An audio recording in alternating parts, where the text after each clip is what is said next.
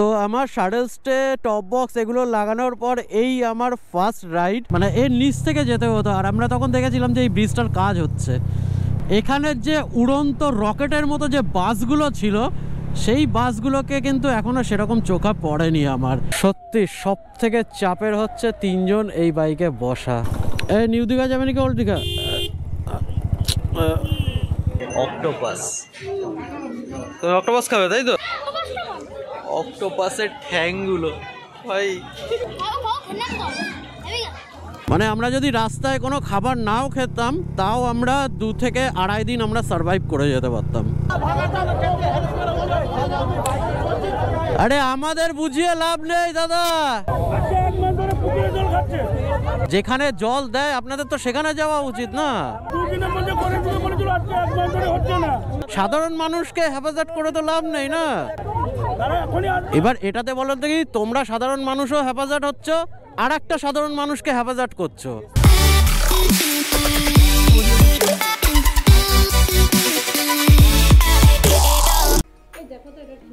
ওটা ওইদিকে ঘুরে গেছে, তুমি আসো বাইরের দিকে আসো। একটা জিনিস দেবে শোনা, তোমার সেরেলাক দাদা কর্নফ্লেক্স দাদা নিয়েছো তো? টাটা। হ্যাঁ হ্যাঁ, তো চলো, শাটল স্টে সেট হয়ে গেছে, টপ বক্স সেট হয়ে গেছে, এবার আমরাও সেট হয়ে যাই। Hello guys, what's up and welcome to DS moto adventure Bangla. তো আমার শাটল স্টে টপ বক্স এগুলো লাগানোর পর এই আমার ফার্স্ট রাইড, আর সেটাও দেখো পুরো ল্যান্ডা বন্ডা সব নিয়ে। তো এই আমার ছোট ল্যান্ডা, এই হচ্ছে বড় ল্যান্ডা, আর আমি হচ্ছি সব থেকে বড় ল্যান্ডা। তো যাই হোক, এই ল্যান্ডা বন্ডা নিয়ে আমরা এখন যাচ্ছি একটা শর্ট রাইড করতে, কারণ প্রচুর দিন হয়ে গেছে আমরা কোনো রাইড করিনি। তো যাই হোক, এখনো পর্যন্ত ডেস্টিনেশন আমাদের কাছে আননোন, এখনো পর্যন্ত আমরা ঠিক করে পারিনি যে কোথায় আমরা যাব। তো এখন সব থেকে বড় সমস্যা যেটা এসে দাঁড়িয়েছে সেটা হচ্ছে মানে তিনজনের এই বাইকে বসাটা। এই এমনি সময় এতটা সমস্যা হয় না, মানে আজকে যেন একটু বেশি সমস্যা হচ্ছে। কালকে কি বেশি খেয়েছিলে নাকি সবাই? আমার মনে হচ্ছে কালকে বেশি খেয়েছিলে, সেই জন্য বেশি মোটা হয়ে গেছে সবাই। আরে এই দেখো, এই দেখো চুটকের অবস্থা দেখো। জামা কাপড় তো ডবল ডবল না, জামা কাপড় এত জামা কাপড় পরেছো কেন? জামা কাপড় নিয়ে বেরিয়েছি এক রাত কোথাও স্টে করবো বলে, না যেতে পারি আমি কাঁদবো। চলো দেখা যাক কি হয়। এই তো এই হচ্ছে পিকনিক, দেখো এই হচ্ছে পিকনিক। বাবা রে বাবা, সে এমন ভাবে উঠলে। তো এখানে আমরা দাঁড়ালাম কারণ এখান থেকেই ভাগ হচ্ছে দুটো রাস্তা। তো এই দুটো রাস্তার মধ্যে যে কোনো একটা রাস্তা আমাদের চুজ করতে হবে। তো যেতে যেতে আমি দুটো লোকেশন সেট করলাম, যেহেতু দেখো বেশি ডিস্টেন্স আমরা যাব না, সেহেতু একটু ভাবনা চিন্তা করতে হচ্ছে। তো কম ডিস্টেন্সের মধ্যে একটা আছে হচ্ছে তাজপুর, আর সেকেন্ড হচ্ছে শান্তিনিকেতন। তাহলে চলো, তো ডিসিশন ফাইনাল, আমরা তাজপুরে যাচ্ছি। এই একই সাথে হিন্দি আর বাংলা দুটো ভিডিও বানানো, আমি নিজে কনফিউজ হয়ে যাচ্ছি পুরো। কখনো বাংলায় কথা বলছি, কখনো হিন্দিতে কথা বলছি, মানে পুরো জয় খিচুড়ি হয়ে যাচ্ছে। আরও একটা সবথেকে বড় সমস্যা হচ্ছে আমার পায়ের, মানে পায়ের ব্যথাটা এত পরিমাণ বেড়েছে, আর এমন টান লাগছে না, আমি পাটা ভাঁজ করে রাখতে পারছি না, মানে প্রচণ্ড ব্যথা করছে পায়ে। তো চলো আমরা চলে এসেছি কোলাঘাট। তো এখানে একটু দাঁড়াবো, দাঁড়িয়ে একটু ব্রেকফাস্ট করব, আর পেট্রোলও ভরাতে হবে। চলো নেবো, খেয়ে দিয়ে নি। আর রিলস ফিলস সব ওখানে গিয়ে থাক, একটু গ্যাপ থাক। কতটা হয়েছে?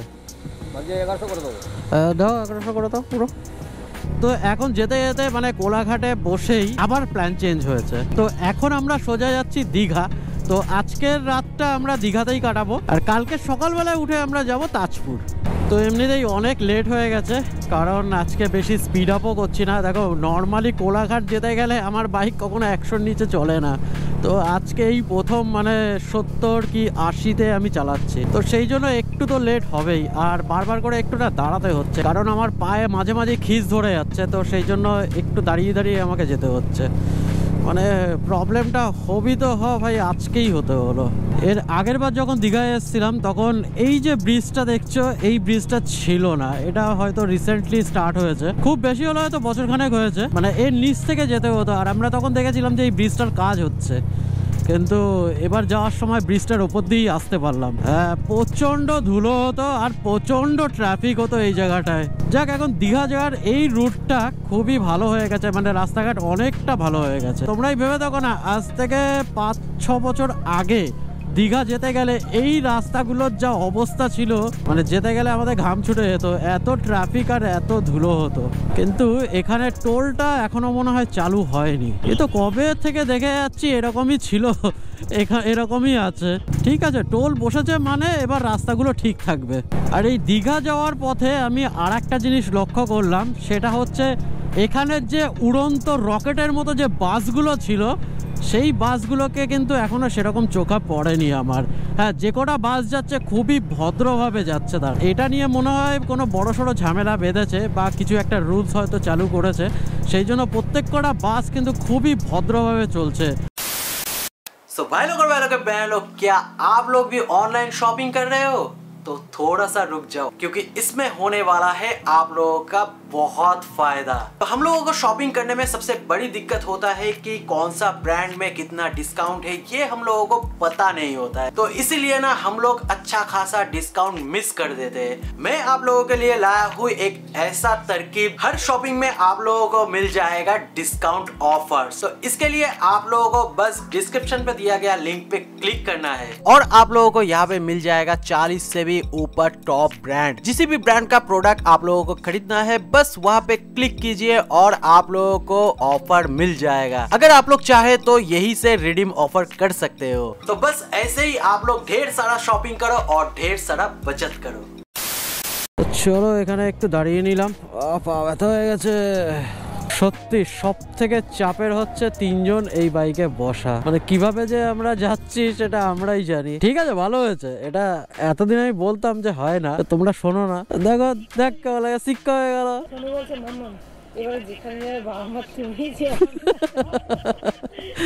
চলো ছেলে একটু রেস্ট নিয়ে নিক, আমি একটু পাটা টান করে নিই।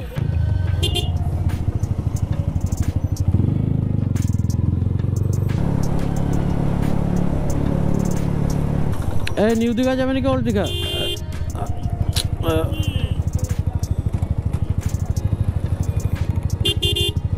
কি হলো, রাস্তা মাঠে হট করে সামনে দাঁড়িয়ে গেলে হয়?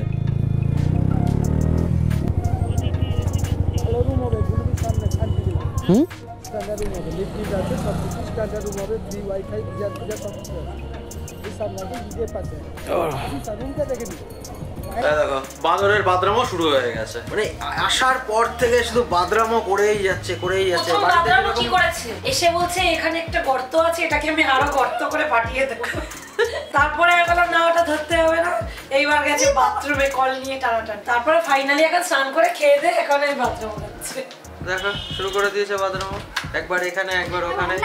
আর আমরা যে রুমটা নিয়েছি সেই রুমটা থেকে সোজা ওখানে সি বিচ দেখা যায় আর ওই পাশে পার্ক গুলো রয়েছে। চলো আমরা রেডি হয়ে গেছি, এখন যাব বিচের ধারে। আর বিচের ধারে আমি বসে বসে ভাই মানে রিল্যাক্স করতে চাই, আর সেই জন্যই আমি এসেছি। তো চলো ভাই ওইদিকে যাই, গিয়ে একটু রিল্যাক্স করে আসি।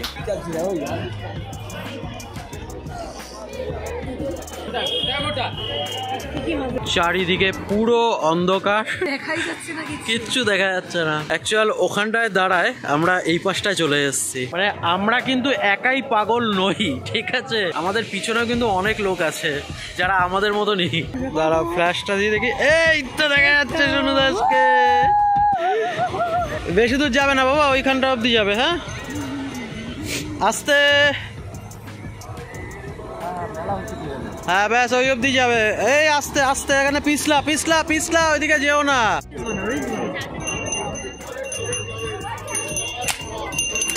এই তো সবকটা পাখি।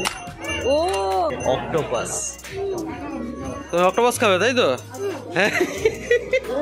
যদি পেট ব্যথা করে আমি কিন্তু ওষুধ কিনে আনতে খাওয়াতে ওকে পারবো। ঠিক আছে চলো, তোমার জন্য অক্টোপাস। আগে এটা ট্রাই করে নি। ক্রেভ আছে, এটা লোটে আছে। এই বাবা,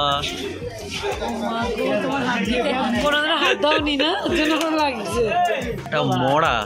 চলো অক্টোপাস খাও, দেখি কেমন খেতে। তো যাই হোক, আমরা অর্ডার করে দিলাম একটা চিতল আর একটা অক্টোপাস আমার ছেলের আবদারে। আমি জানি না যে আমার ছেলে পুরোটা খাবে কিনা। বাবা, অক্টোপাসটা খাওয়ার পর তোমার রিয়াকশনটা দেখতে হবে। এই চলে এসেছে আমাদের অক্টোপাস ফ্রাই। এই নাও তোমার অক্টোপাস ফ্রাই, আর এই হচ্ছে চিতল ফ্রাই। ভালো করেছে, চলো ট্রাই করছি।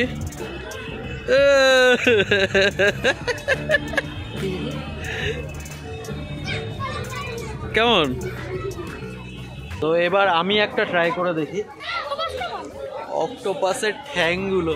ভাই ভালো খেতে।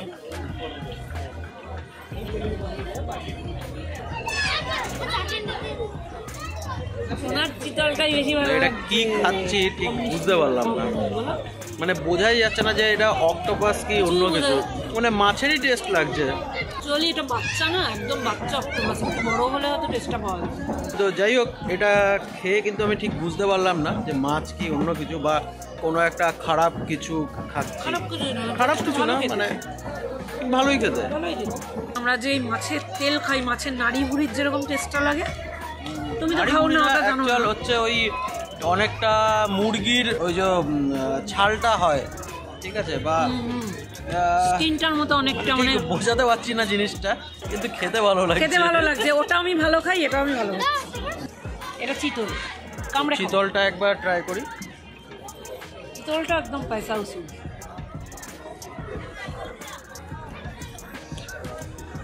হেভি টেস্ট, টেস্ট আছে, কিন্তু মাছটার প্রবলেম হচ্ছে একটাই, এটা মোটামুটি অনেক দিনের মাছ, মানে ফ্রিজারের মাছ, সেই জন্য একটু টেস্টটা চলে গেছে। কারণ চিতল আমি অলরেডি খেয়েছি, মানে টাটকা খেয়েছি, একেবারে জ্যান্ত চিতল তো আর খেতে পারিনি। চিতলের খুব টেস্ট হয়, কিন্তু এটা ফ্রিজারের মাছ, বোঝাই যাচ্ছে। দেখো জল কতটা চলে এসছে, এখানে বসার জায়গা আর জল এখানে। আমরা ওইখানটায় চলে গেছিলাম অনেক দূর। এর থেকেও বাড়বে জল। জল আমার মনে হচ্ছে না এর থেকে বাড়বে বেশি। চলে আসবে শোনা, আরো বাড়বে জলটা, বুঝলি? ওই দেখো, ওই দেখো, দেখো। মানে আমরা যদি রাস্তায় কোনো খাবার নাও খেতাম, তাও আমরা 2 থেকে 2.5 দিন আমরা সার্ভাইভ করে যেতে পারতাম। আরে আমাদের বুঝিয়ে লাভ নেই দাদা, যেখানে জল দেয় আপনাদের তো সেখানে যাওয়া উচিত না। সাধারণ মানুষকে হেফাজত করে তো লাভ নেই না। এবার এটাতে বলো দেখি, তোমরা সাধারণ মানুষও হেফাজত হচ্ছ, আর একটা সাধারণ মানুষকে হেফাজত করছো।